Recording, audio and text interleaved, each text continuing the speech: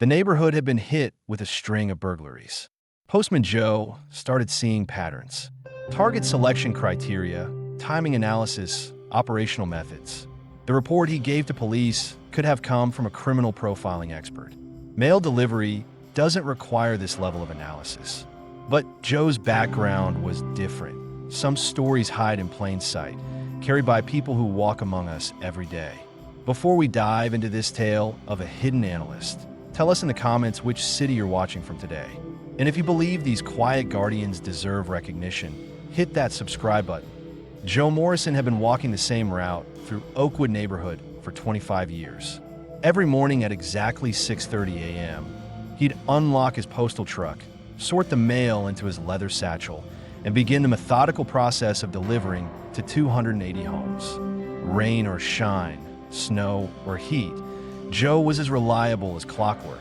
The neighbors knew him as the quiet mailman who never forgot a name, always asked about their families, and somehow knew exactly when to deliver packages so they wouldn't sit on doorsteps.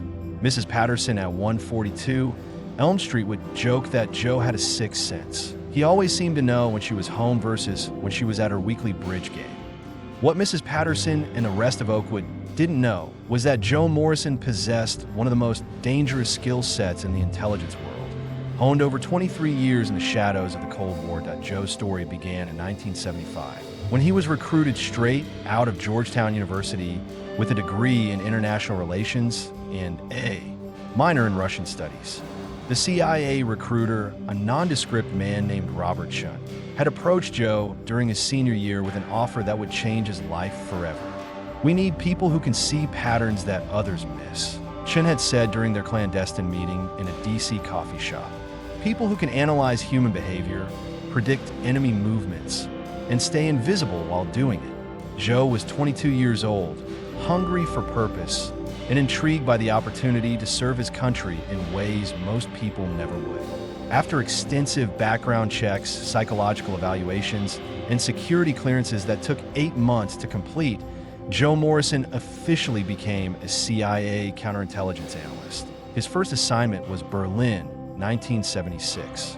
The Cold War was at its peak, and the city was a chessboard where every move could trigger an international incident.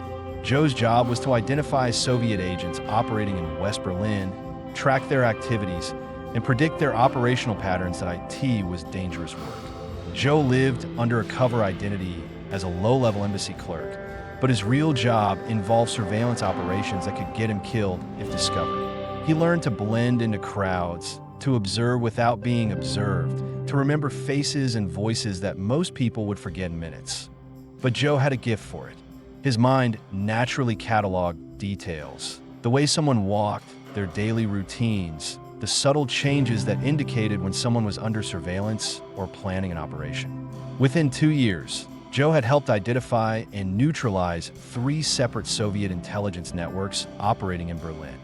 His success earned him promotions and increasingly complex assignments.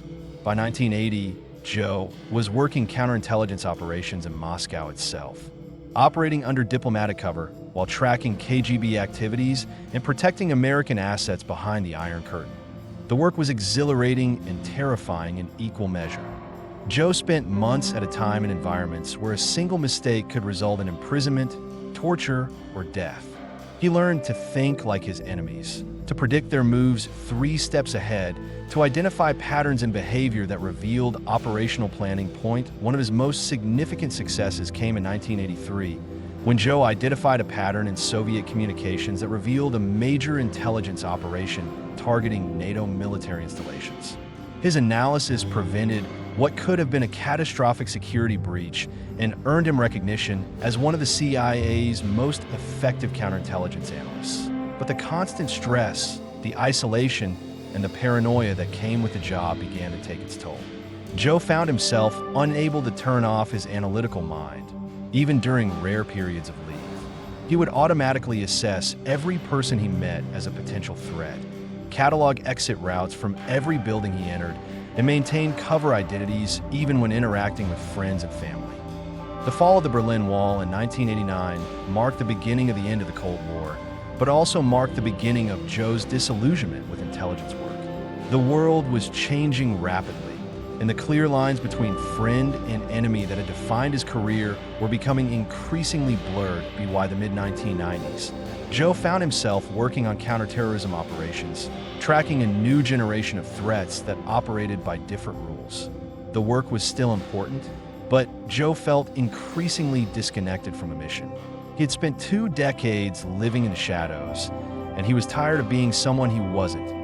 The final straw came in 1997 during an operation in Eastern Europe. Joe had been tracking a network of arms dealers when the operation went wrong. Through a series of intelligence failures and miscommunications, the targets were alerted to the surveillance and disappeared. Months of work were lost, and several local assets were compromised. Nobody blamed Joe. The failures were systemic, but he realized that he no longer had the hunger for this kind of work.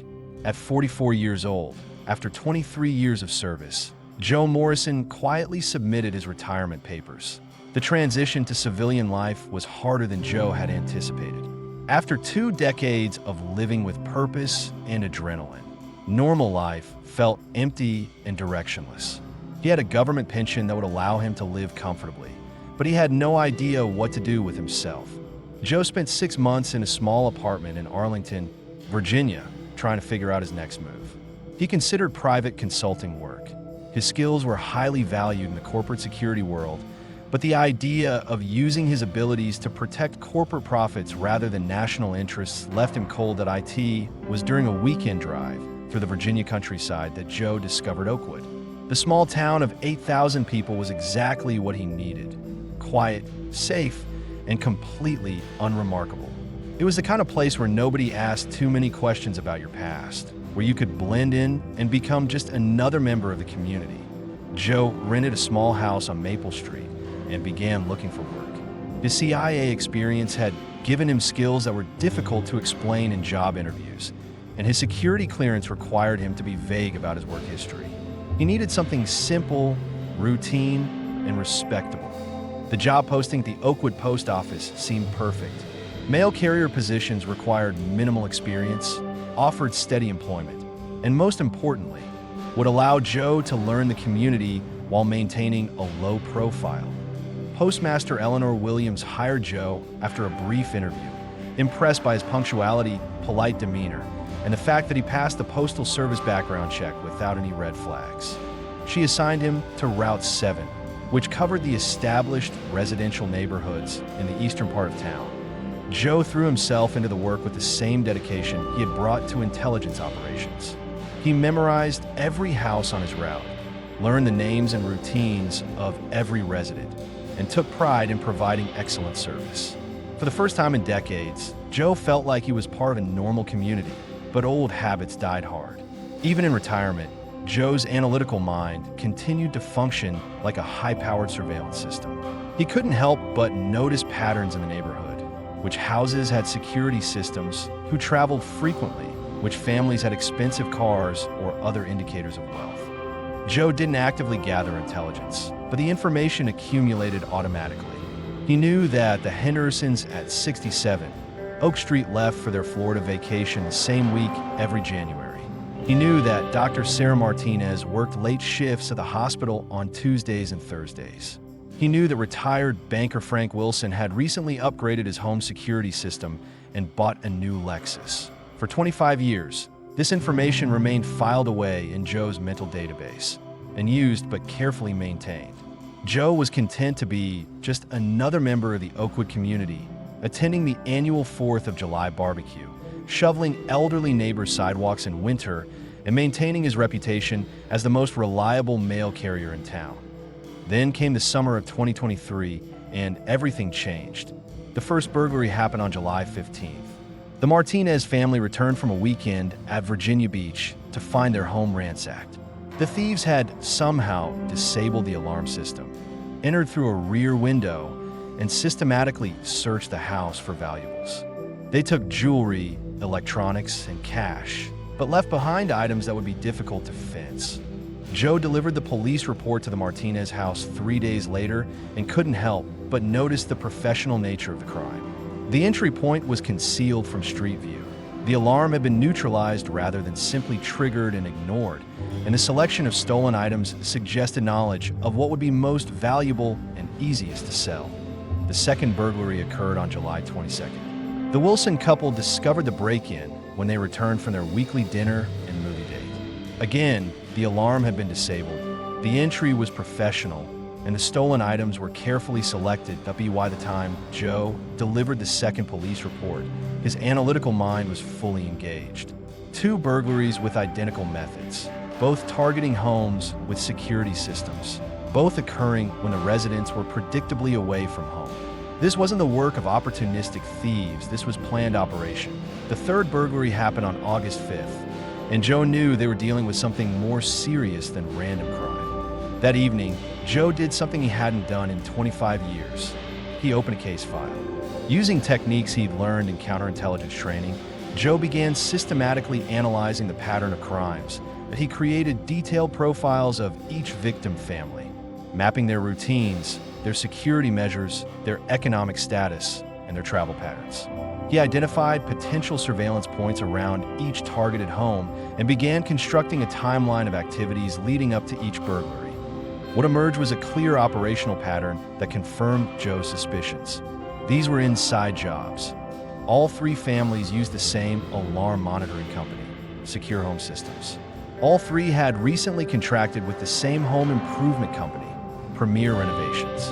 And all three employed the same residential cleaning service, Sparkle Clean Professional Services. Joe's counterintelligence training had taught him that the best intelligence operations succeeded by gaining access to targets through legitimate channels. Someone with access to these homes was using that access to gather intelligence for the burglaries. Joe spent the next week conducting discreet surveillance during his mail route. He noted which service vehicles visited which houses, documented arrival and departure times, and began building profiles of the various contractors and service providers who had access to potential targets. The breakthrough came when Joe observed Sparkle Clean technician Marcus Webb conducting an unusually thorough cleaning session at the Henderson residence. Webb spent considerable time photographing the home's layout under the guise of documenting cleaning needs, paid particular attention to the alarm system and its blind spots, and asked detailed questions about the family's travel schedule. Joe recognized the behavior immediately. Target reconnaissance. That night, Joe conducted a background check on Marcus Webb using resources that were technically no longer available to him, but which he could still access through old contacts. What he found confirmed his suspicions. Webb had a criminal record including burglary charges, had been employed by Sparkle Clean for only 2 months, and was using a false reference from his previous employer. Joe now faced a dilemma. He had identified the likely perpetrator of the neighborhood burglaries, but he had no way to present this information to police without revealing his own intelligence background and the methods he'd used to conduct the investigation. After careful consideration, Joe decided to approach Detective Sarah Martinez, who was heading the burglary investigation for the Oakwood Police Department. Martinez was young, ambitious, and seemed open to unconventional approaches to solving cases. Joe requested a meeting at the police station, introducing himself as a concerned neighborhood resident who might have information relevant to the burglary cases. Detective Martinez, Joe said during their meeting, "I've been observing some patterns in the neighborhood that might be relevant to your investigation." Martinez was initially skeptical. "Mr. Morrison, I appreciate citizen involvement, but criminal investigation requires specialized training. What kind of patterns do you think you've observed?" Joe had prepared for this moment. He placed a manila folder on Martinez's desk containing a detailed analysis of the burglary cases that looked like it could have been prepared by a federal law enforcement agency. The file included victim profiles, operational timelines, surveillance reports, and a detailed assessment that identified Marcus Webb as the primary suspect. The analysis was thorough, professional, and demonstrated an understanding of criminal behavior that impressed even the experienced detective. "Mr. Morrison," Martinez said after reviewing the file, "this is extraordinary work. What's your background in criminal analysis?" Joe had rehearsed his response. "I've spent my career observing and analyzing patterns in human behavior. These burglaries show clear operational signatures that suggest inside knowledge and professional execution." Martinez studied Joe carefully. What kind of career involves that level of analytical training? Government work? Joe said simply. But that's not important now. What matters is stopping these burglaries before more families become victims. Over the next 2 hours, Joe walked Martinez through his analysis, explaining the behavioral patterns he'd identified and the evidence pointing to Marcus Webb as the perpetrator. Martinez was amazed by the depth and sophistication of Joe's investigation. Mr. Morrison, I have to ask, are you current or former law enforcement? Joe considered his response carefully. I worked in government security for many years. I retired to Oakwood to enjoy a quieter life, but I can't stand by and watch my neighbors become victims of crime. Martinez decided to act on Joe's intelligence. She initiated surveillance on Marcus Webb and coordinated with Sparkle Clean's management to monitor Webb's activities during his next cleaning appointment. The sting operation took place on August 18th. Webb was observed conducting reconnaissance at the Patterson residence, photographing security vulnerabilities and gathering intelligence about the family's routines. When he returned that night to commit the burglary, police were waiting. Webb was arrested and charged with multiple counts of burglary, possession of stolen property, and conspiracy. During questioning, he revealed that he had been working with a fence who specialized in high-end residential theft, and that they had been planning to expand their operation to neighboring communities.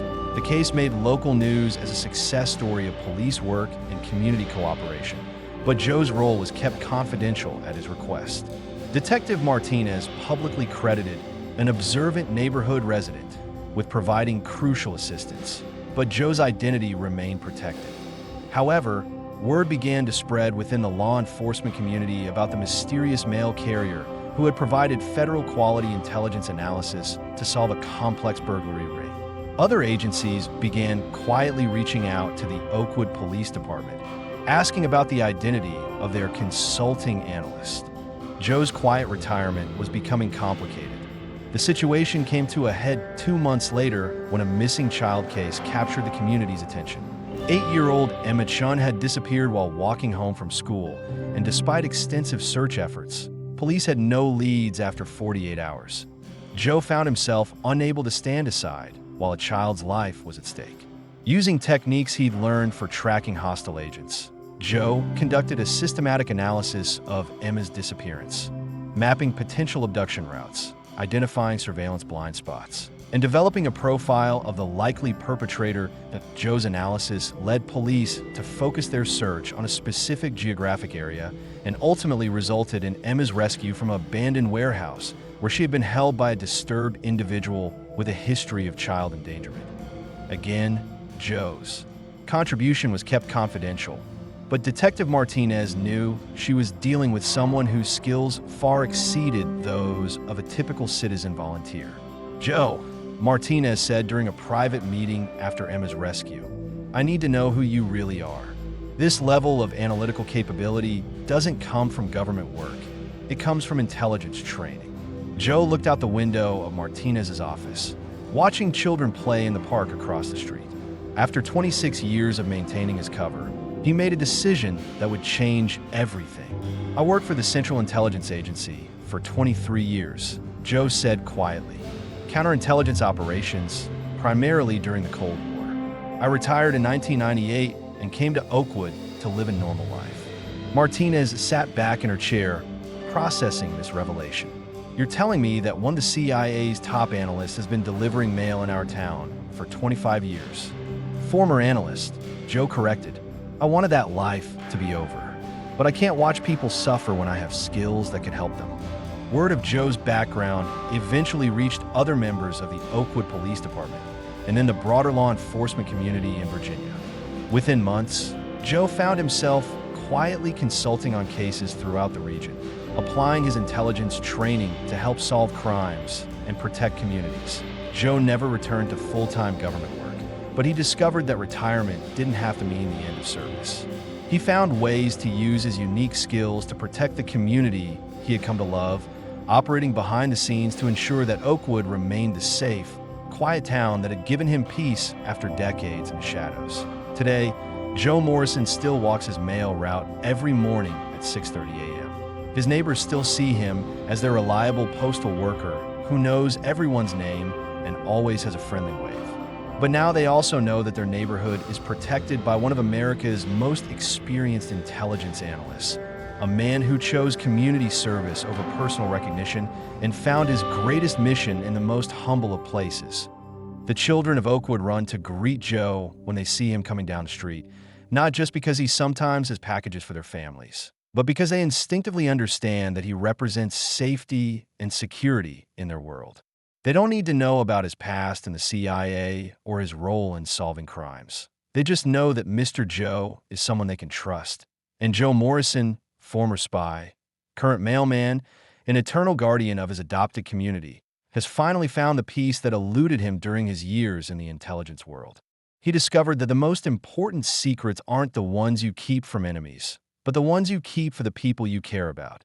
Sometimes the most effective protection comes from those who serve in silence, who use their extraordinary skills for ordinary purposes, and who find their greatest satisfaction not in recognition or acclaim, but in knowing that their neighbors sleep safely at night.